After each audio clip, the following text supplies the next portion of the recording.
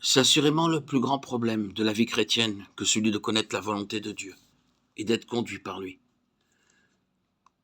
Et cette connaissance, comme cette conduite, résulte de la connaissance de la personne de Christ et du fait d'entendre sa voix.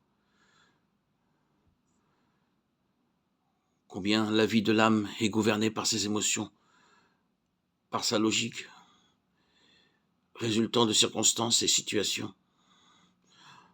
En opposition à l'homme naturel, l'homme spirituel agit en relation avec Christ dans les cieux.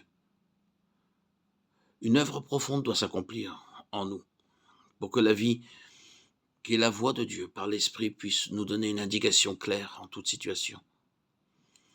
Dans Genèse 12, au début de son histoire spirituelle, nous voyons Abraham qui jugea nécessaire, confronté avec un état de famine qui régnait en Canaan, de descendre en Égypte. Naomi et son mari Elimelech, accompagnés de leurs 2 fils, quittèrent le pays de Juda pour séjourner à Moab à cause de la famine.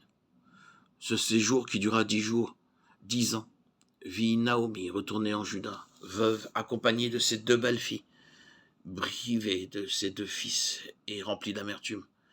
Abraham comme Naomi furent gouvernés par une situation et il en résulta pour chacun des pertes.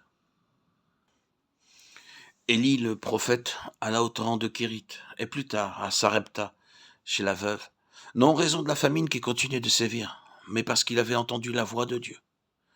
Pars d'ici, dirige-toi vers l'Orient et cache-toi près du torrent de Kérit, qui est en face du Jourdain, 1 Roi 17.3. Lève-toi, va à Sarepta, qui appartient à Sidon, et demeure là, 1 Roi 17.9.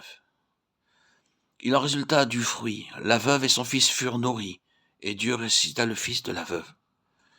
Ces exemples, parmi beaucoup d'autres, illustrent de manière probante la nécessité de notre éducation spirituelle, sous la main du Saint-Esprit, pour nous amener à la connaissance intérieure du Fils de Dieu, afin de marcher sous sa surconduite, dans la connaissance de sa volonté. Christ n'est connu que par révélation. Toute révélation a lieu dans l'esprit de l'homme. La révélation de Christ est réalisée lorsque le gouvernement de la vie de l'ancienne création a été déposé par la croix et que le Saint-Esprit établit les droits souverains de Dieu dans l'être intérieur.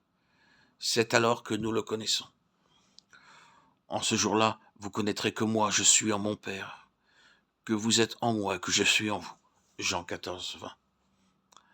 La révélation de Christ en nous est l'union de notre esprit par le Saint-Esprit, avec Jésus ressuscité et glorifié dans les cieux.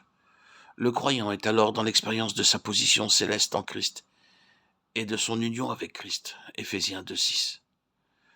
Celui qui est uni au Seigneur est avec lui un seul esprit. 1 Corinthiens 6, 17.